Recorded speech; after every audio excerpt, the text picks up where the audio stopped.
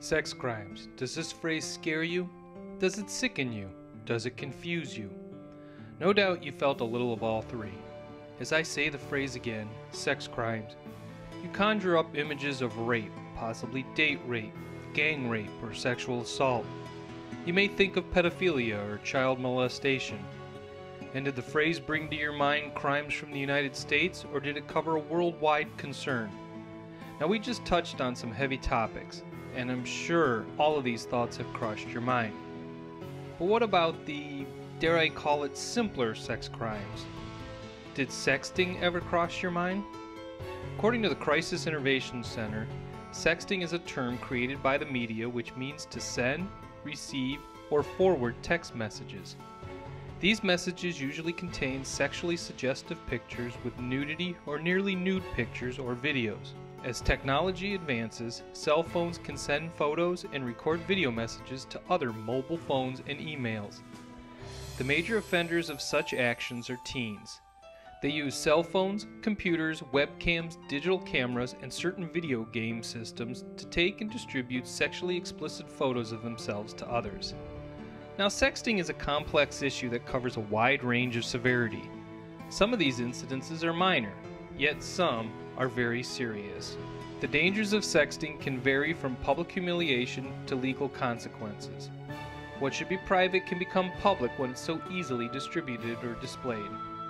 Reputations, social lives, and future academics and careers can be ruined as a result of nude pictures going public.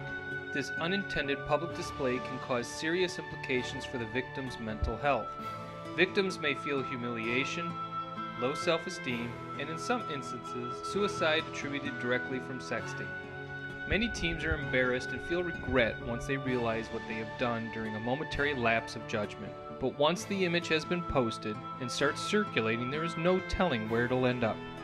And there is no way to take it back or delete it. In some states, child pornography charges, categorized as second-degree felonies, have been brought against teenagers who have sexted nude images. Senders of sex may be arrested, face charges, and register as sex offenders. Other states have amended their laws to deal specifically with sexting. Now, this information is the textbook explanation of a very personal issue. So let's take a look at the personal story, the story of Jessica Logan. A perfectly normal student and seemingly had the world by the tail until Jessie Logan made one awful mistake. Her mother, Cynthia. She snapped. It was just too much for an 18-year-old girl to go through. A year ago, using her cell phone, she took a nude photo of herself and sent it to her boyfriend. But when they broke up, she was betrayed, and that compromising photo was forwarded to the cell phones of hundreds of other teens. Jessie became the focus of ridicule and abuse. She was being attacked and tortured, actually, by people. Things were being thrown at her. Humiliated and frightened, last May, Jessie warned of the dangers of sexting by giving an interview in silhouette with her voice altered to NBC affiliate WLWT in Cincinnati. I still get harassed and stuff, and I'm sorry. Her friends say Jessie started to spiral downward.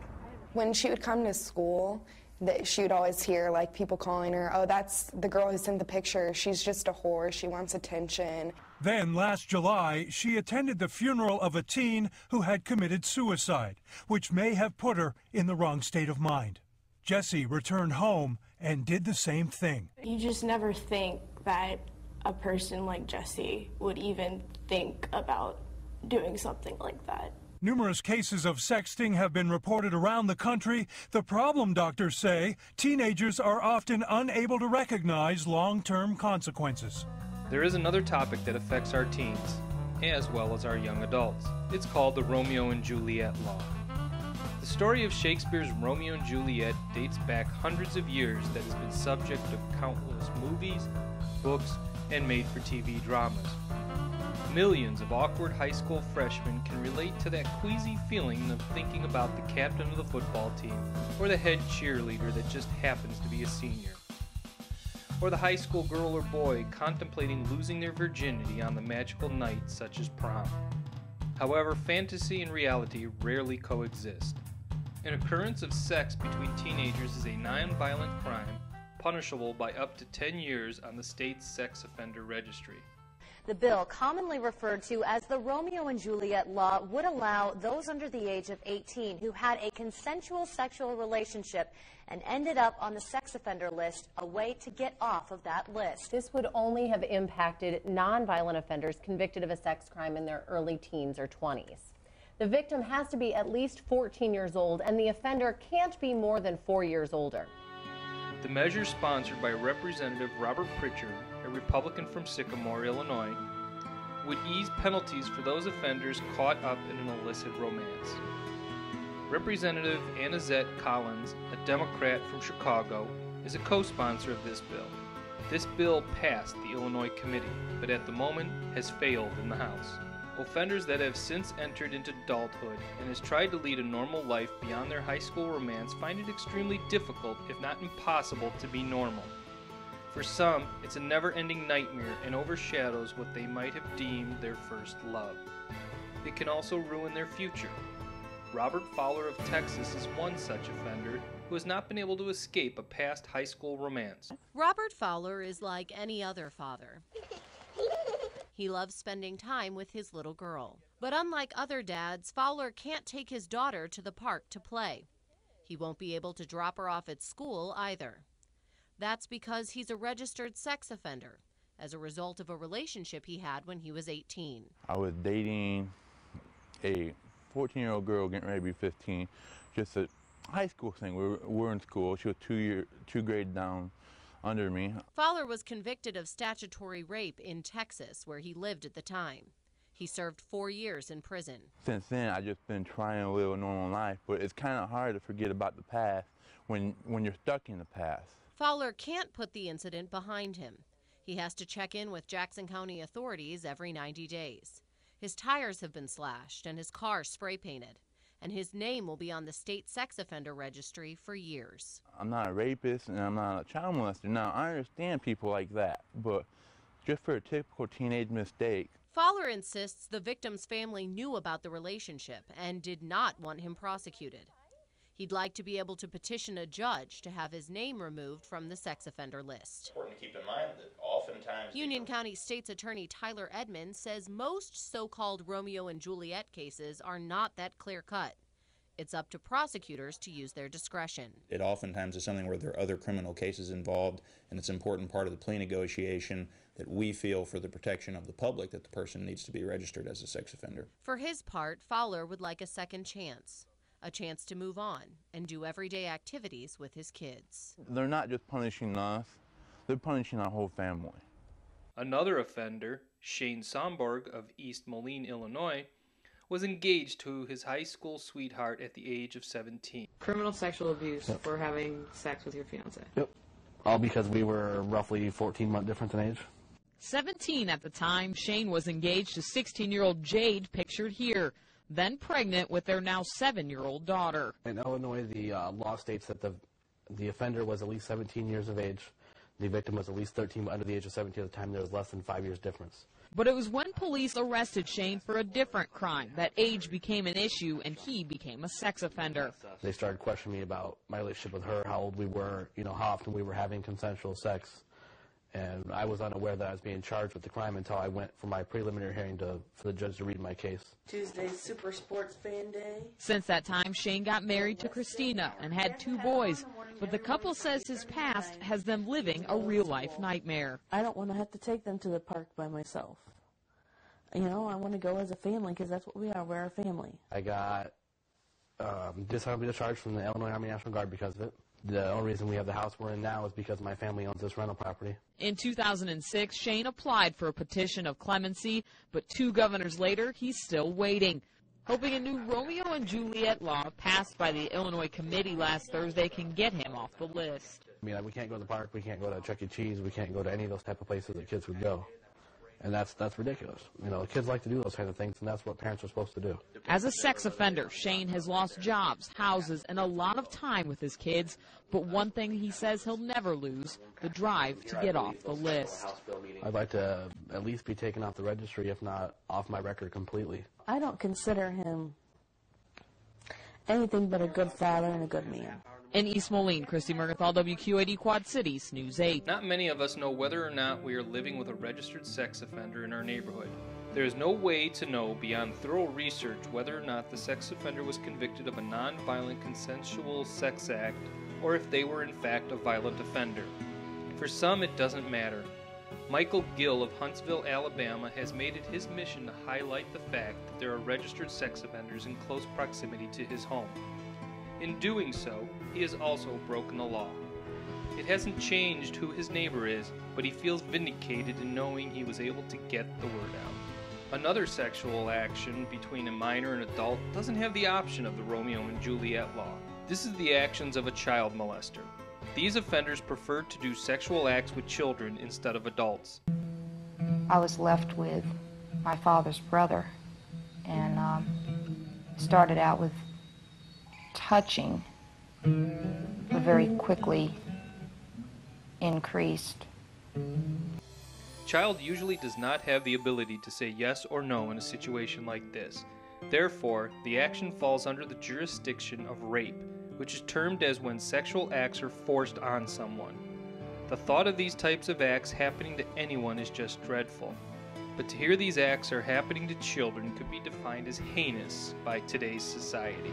There are varying thoughts to why adults would attempt such an assault on an innocent child. According to a study conducted by Richard Lanyon, the traditional view that deviant sexual behavior is based in a character disorder is contrasted with the functional view.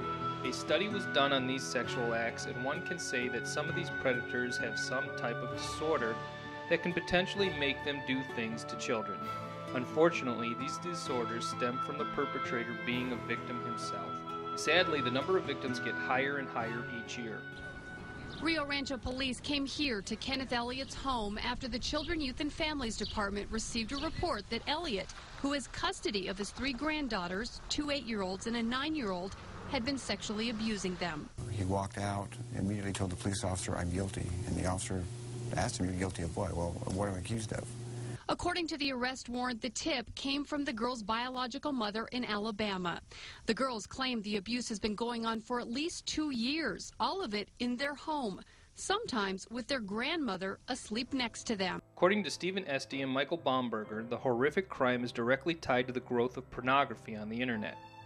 The internet serves as a tool that can be very convenient at times, but too convenient for children. The internet has too many things available that young children can get their hands on. Experts ask parents to consider trying to limit some of the activities their children do without them. Parenting is the #1 deterrent for kids to be careful with their actions online and in public.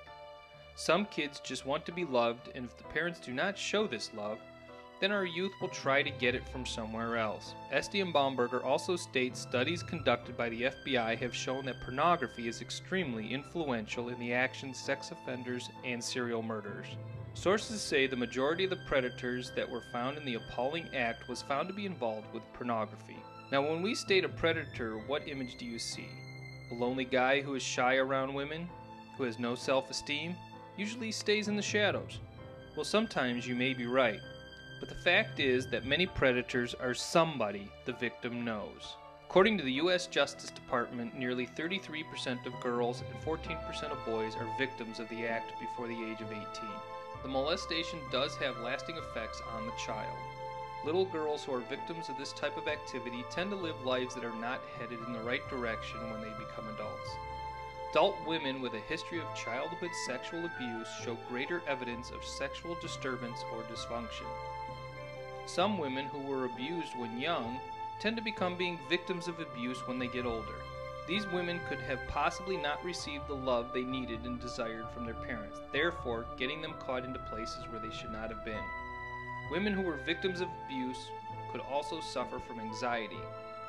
They would be fearful of their surroundings and could possibly be suicidal. A disturbing trend of sexual abuse is the covering up or hiding the truth about a sexual assault. In society, this would be a trend that we cannot fathom but could believe happens. But what about for the men and women who protect us from our enemies of the world, our armed services? These brave souls who protect us all are having a hard time protecting their own. Sexual assault in the military is a violent crime that has been allowed to fester silently for far too long. Few of these crimes are reported, and when they are often swept under the rug. The military has done little to bring justice about for who has fallen victim to these types of crimes. After the assault is reported, these victims are often the target of even more vicious retaliatory actions as well. 25-year-old Rebecca Havrilla was a sergeant in the U.S. Army in 2007, serving as the only female member of a bomb squad in eastern Afghanistan. She says she was constantly harassed and groped by her team leader. He made a habit of telling me exactly what he wanted to do to me, of trying to pull me into bed with him, of grabbing my waist and trying to kiss my neck and grabbing my rear end as I'd walk by. Even though she faced enemy fire from the Taliban, Havrilla says her most harrowing experience was what happened on her last day in Afghanistan when a fellow sergeant trapped her inside his room. As more and more women are coming forward with these startling allegations, the government is now taking action. You're supposed to feel safe on a military base, and by no means did I feel safe ever. I never knew what was going to happen to me.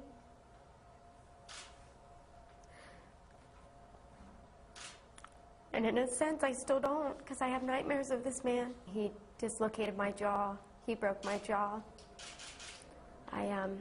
My discs went forward in my face. I don't have any discs in my face anymore. I went for help.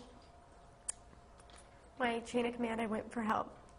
The higher-ups that were ahead of the station, several times with other petty officers who had witnessed this man grabbing me, touching me, screaming at me.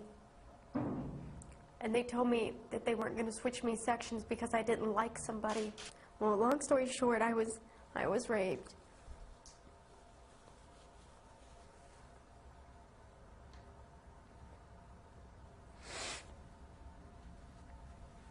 When I told my command, they waited.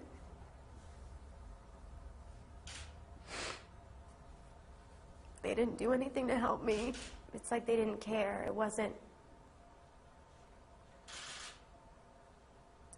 important. I wasn't important. The Coast Guard's a life-saving service, yet they didn't save mine. I was hoping mine would be some freak accident, but it's not. And that's what makes me sick. When you think of a Coast Guardsman, you think of someone in the military of holding themselves at a certain level. You know, when someone walks up to you and shakes your hand and says, "Thank you for your service." Little do they know they're shaking the hand of a man who rapes and beats women in the military. It's a little scary. My orders were to sit down and be quiet, and I did. And I have sat and I have complied with their orders for 5 years. Some of the measures that the government has set in place are SWAN and STRONG, which are now supporting women in the military as they cope with being sexually assaulted. In 2004, Army Staff Sergeant Sandra Lee was sent to Iraq, rebuilding schools and fighting insurgents. During her tour, she says a senior officer raped her twice, but she never reported the crime. I had a job to do. I didn't have time or the mental capability to even deal with something like that. When you're in the position that I was in and the job that I was doing, you're on alert 24/7. If I had allowed myself to think about it, deal with it, I don't think I would have been able to make it. The soldier with 8 years' experience now speaks publicly about her assault as she battles veterans and military officials over medical assistance. The Army thinks that I am worth nothing, but at this point, I don't even care. I'm so tired of fighting, trying to just live my life as normally as possible, that I just can't fight this one more thing. Corporal Maria Lauterbach was a victim of sexual assault by a male service member, Corporal Cesar Lorien. After reporting the crime to officials, she requested a transfer to another base for her own safety. The request was denied. 8 months later, Lauterbach became pregnant and then was missing from the military base. Her dead body was then found in a burn pit next to Corporal Cesar Lorien's home. The tragic event prompted State Representative Mike Turner of Ohio to put together legislation enabling military victims of sexual assault by a fellow service member the right to transfer to another base. The legislation is called the Defense Sexual Trauma Response, Oversight and Good Governance, or Defense Strong Act. Although the lives of Corporal Maria Lauterbach and her unborn child can never come back to us, this legislation will help prevent this from happening to another woman. Former Marine Captain Anu Bagwadi and 25-year-old Coast Guard member Corey Siocha are two of 17 who have been joined in a landmark lawsuit that has been filed against Secretary of Defense Robert Gates and former Secretary of Defense Donald Rumsfeld. Failure to make measurable progress and marked improvement to the Pentagon's dismal record that appears to tolerate sexual abuse and rape in the military. There seems to be no end in sight to sexual violence in the U.S. military. Despite over 25 years of Pentagon studies, task force recommendations, and congressional hearings, rape, sexual assault, and sexual harassment continue to occur at an alarming rate year after year. In addition to the devastating effects of sexual violence on survivors and their families, rape, sexual assault, and sexual harassment threaten the strength, readiness, and morale of the U.S. military, thus effectively undermining U.S. national security. In 2010, the Department of Defense documented over 3,000 incidences of military sexual assault. However, because of only less than 15% of the incidences are actually reported, the real number of rapes and assaults occurred in 2010 is estimated at 19,000. The military sexual violence crisis not only affects the servicemen and women, but also cadets and midshipmen at the U.S. military academies, where future military members are trained. Young and impressionable cadets and midshipmen and women are being socialized into behaviors and beliefs that perpetuate the sexual violence crisis. Because academy graduates often end up in the leadership positions with the military, it is imperative that they have trained to encourage intolerance of sexual assault and harassment. SWAN is a non-profit human rights organization. It stands for Service Women's Action Network. SWAN's vision is to transform military culture by securing equal opportunity to the freedom to serve in uniform without threat of harassment, discrimination, intimidation, or assault. SWAN also seeks to reform veteran services on a national scale to guarantee equal access to quality health care, benefits, and resources for women, veterans, and their family. SWAN's work exposes their crisis by educating policymakers, the media, health professionals, and nonprofit organizations about the causes and consequences of rape, sexual assault, and sexual harassment. Up until now, we have discussed sex crimes as only an American crime, but this could not be further from the truth. Other countries have their own problems, and sometimes at a level of cruelty we rarely see in the States. Take the country of Darfur as an example. If a woman is pregnant without a husband, they believe... UN peacekeepers are educating Darfur's women about rape. So we've been lecturing the women that the girls should always be accompanied by men anytime they are going for their firewood. Few survivors want to come forward. When they do, their tales are shocking even these experienced police officers. She said they now removed their scarves, this type of, and used it to tie their mouth, and they were taking turns to rape them. One is 13 years old girl, another one is 16 years old girl. Rape is one of the biggest UN concerns here now.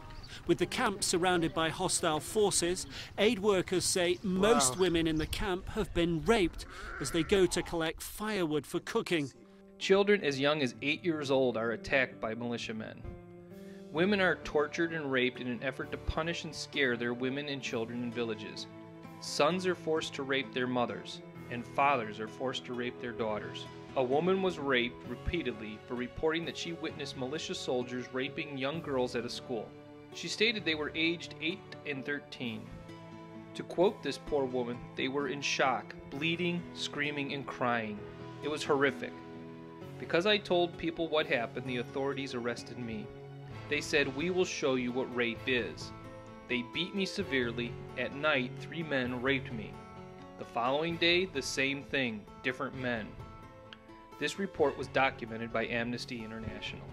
Human Rights Watch states that the rape victims in Darfur are usually blamed for this issue because it is the belief that certain tribes that women cannot get pregnant unless they are willing to have sex and not from forced sex. The culture is to believe that rape can be prevented under any circumstances. Rape victims are usually kicked out of the village and they must leave because of shame. The women are no longer considered marriage material as a result of being raped because a woman must be a virgin in order to be married.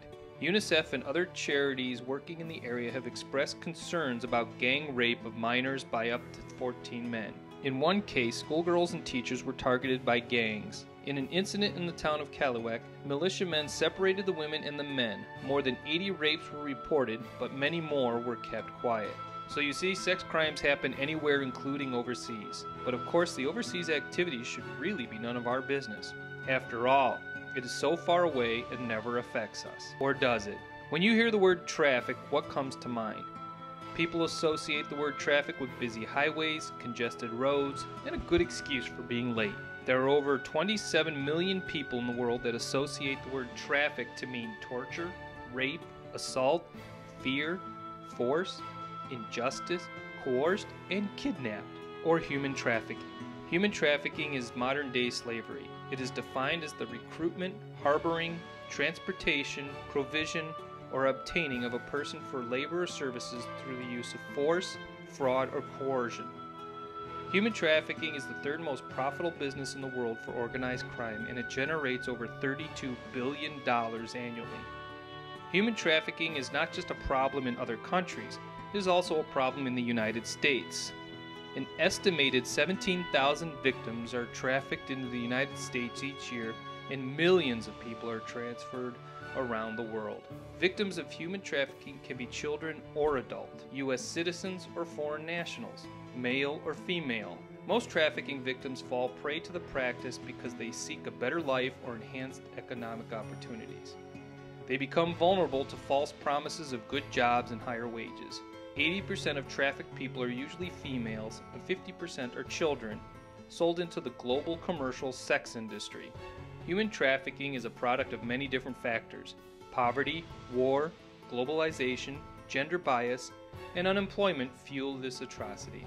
It is hard to believe that there are real people who are forced into prostitution, to work in a factory, or to beg on the streets, but it is a worldwide epidemic that needs to be stopped. On October 16th, in the year 2000, President Clinton passed the most important anti-trafficking law to date. The Trafficking Victims Protection Act aimed to combat trafficking through increased law enforcement. It is to ensure effective punishment to traffickers, to protect victims, and to provide federal and state assistance to victims, or better known as the 3 Ps: prevention, protection, and prosecution. Human trafficking is a horrendous crime that needs to be stopped. More public awareness, government assistance, and harsher punishments to those who break the law are essential. Although this was a lengthy monologue regarding sex crimes in the world, this was only the tip of the proverbial iceberg. Just like that iceberg, we need to put our head below the surface of the media coverage to see the whole story. And the results will be just as shocking as that ice-cold water.